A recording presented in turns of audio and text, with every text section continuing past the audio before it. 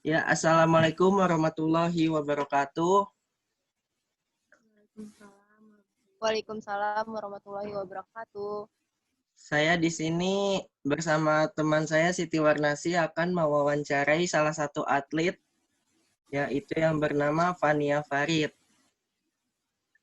Untuk tempat dan waktunya dipersilahkan.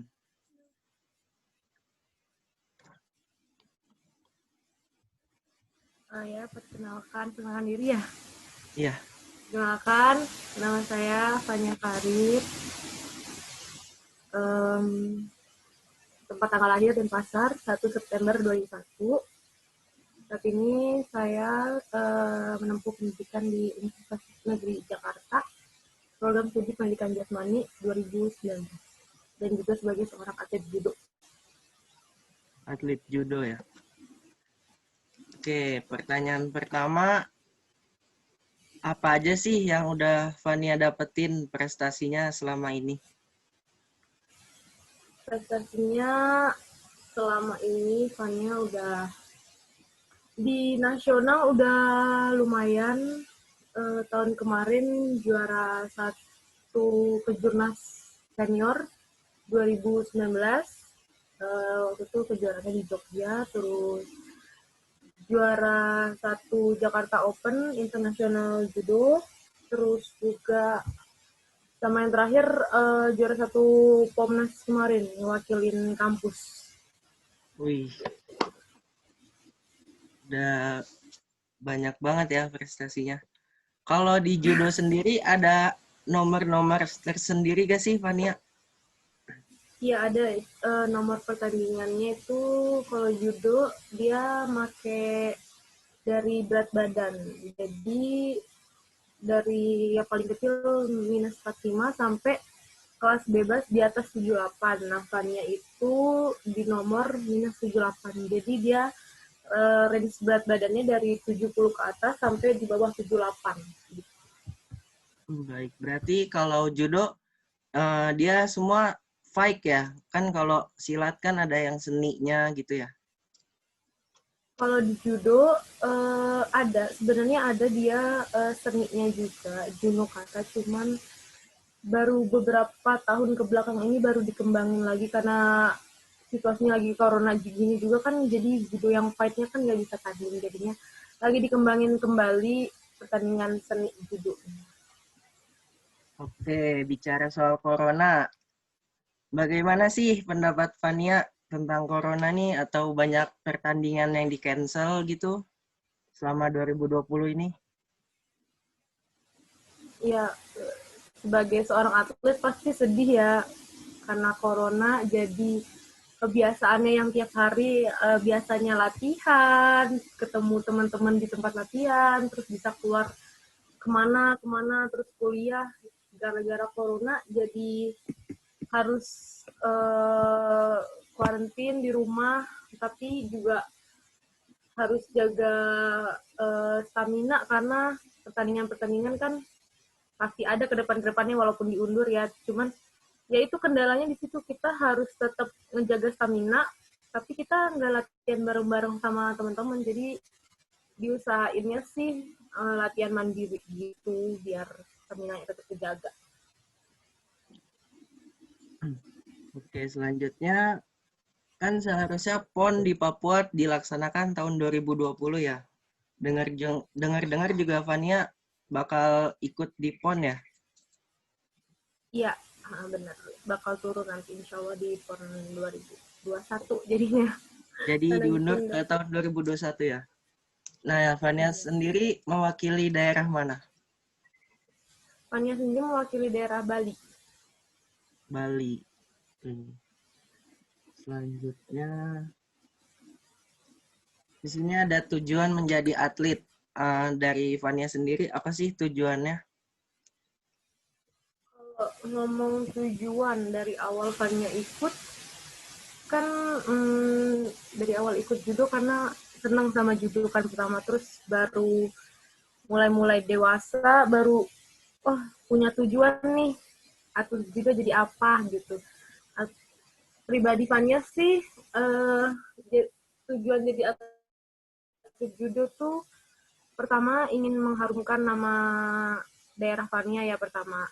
Karena Denpasar, Bali khusus pasar tuh sangat susah lah, maksudnya nembus ke nasional tuh dulu-dulu tuh masih susah banget, masih belum muncul-muncul Bali gitu, karena daerah banget kan. Jadi Fania bertekad, wah saya harus bisa nih bawa nama Bali bisa muncul di nasional di pertandingan judo tuh. Dan alhamdulillah udah lumayan terwujud. Alhamdulillah. Kemudian ada pengalaman sebagai atlet. Pertama pengalaman sukanya dulu deh dari Fania sebagai atlet. Pengalaman sukanya pasti banyak banget punya temen. Terus temennya beragam kan, dari luar daerah, dari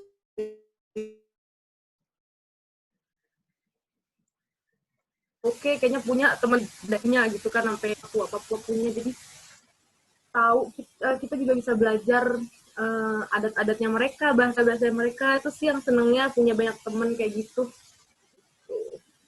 Itu Dan sukanya. Kalau bisa dukanya, jadi kebanggaan keluarga sih, senangnya juga. oh iya iya. Kalau dukanya, Kalau dukanya pasti ada juga ya. Dukanya tuh mungkin karena jadwal latihan. Kadang-kadang kalau jadwal latihannya terlalu full, jadi nggak ada waktu buat main-main gitu kan. Umur Fanny juga masih muda, terus kayak ngeliat yang lain, ih enak ya bisa keluar kesini, terus sedangkan Fanny itu masih yang harus, nggak bisa, saya ada latihan, kayak gitu. Jadi kurangnya, ya bisa dibilang masa mudanya gitu ya, hilang gitu, tapi ya kegantinya sama hal yang lebih positif lagi. kemudian kalau pasti dong sebagai atlet adalah pasti rasa titik jenuhnya di mana harus latihan lagi. Nah, bagaimana Fania buat mengantisipasi rasa jenuhnya itu? Ya,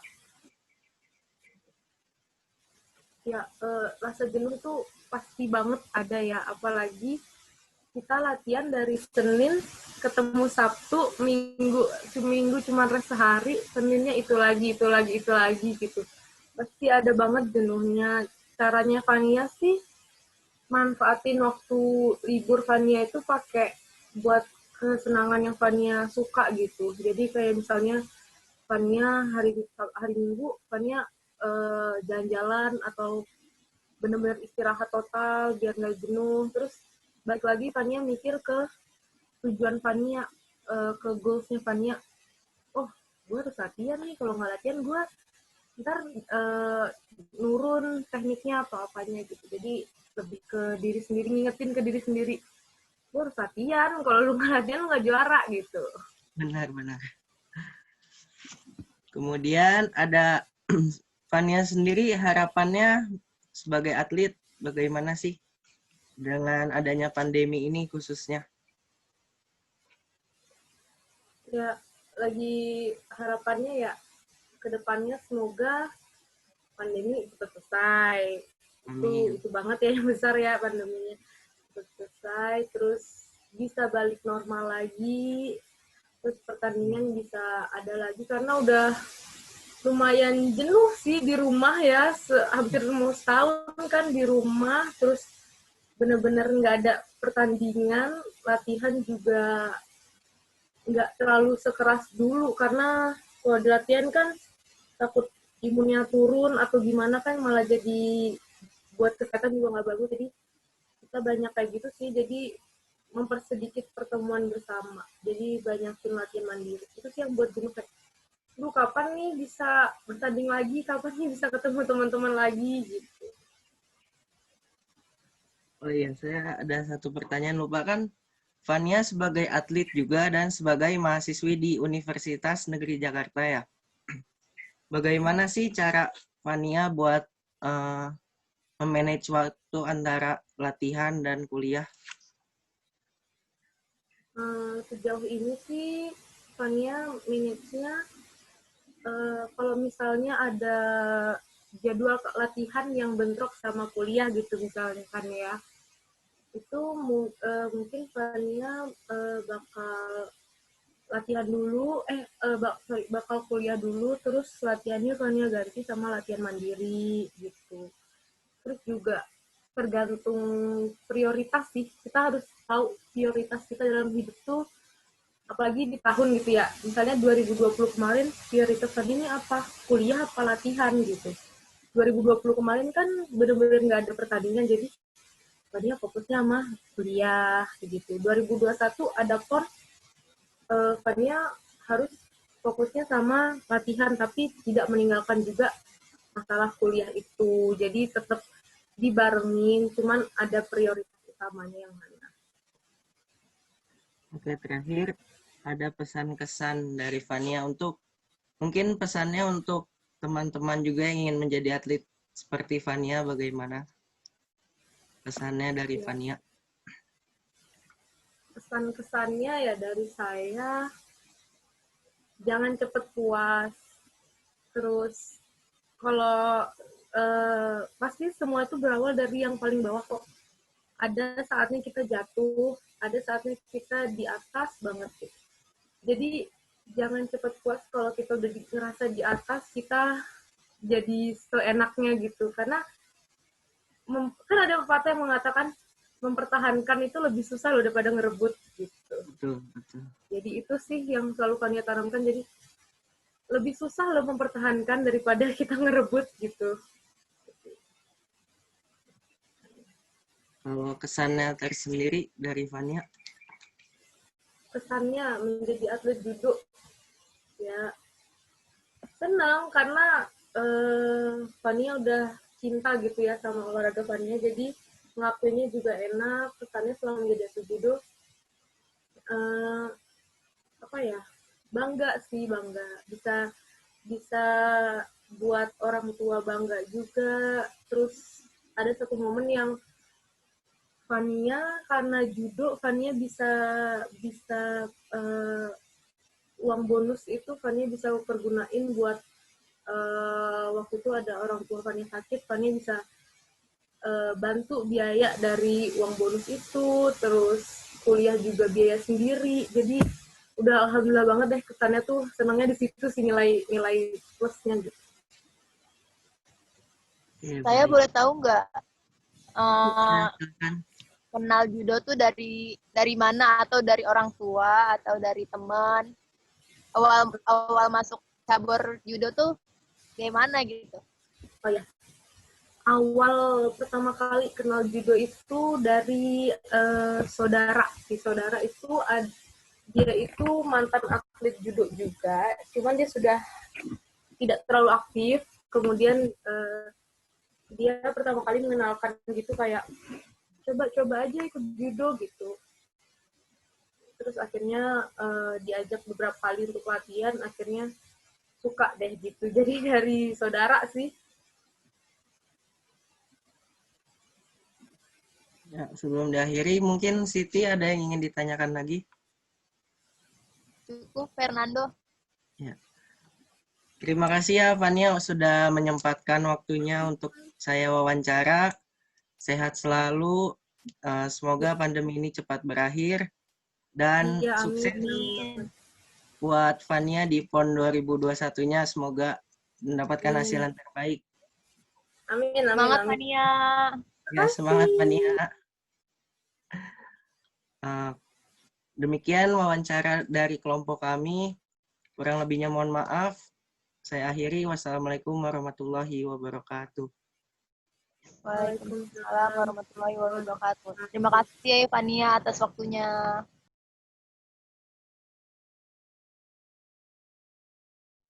Assalamualaikum warahmatullahi wabarakatuh. Waalaikumsalam warahmatullahi wabarakatuh. Saya akan mewawancarai mantan atlet. Mantan atlet apa, Pak? Dari sepak bola. Langsung saja kita perkenalkan. Namanya siapa, Pak? Nama saya Denny Maulana. Tangerang, 28 Oktober 1988. Agama Islam. Tinggi badan. 160. Beratnya 65. Pekerjaan saat ini apa, Pak? Karyawan di PT swasta.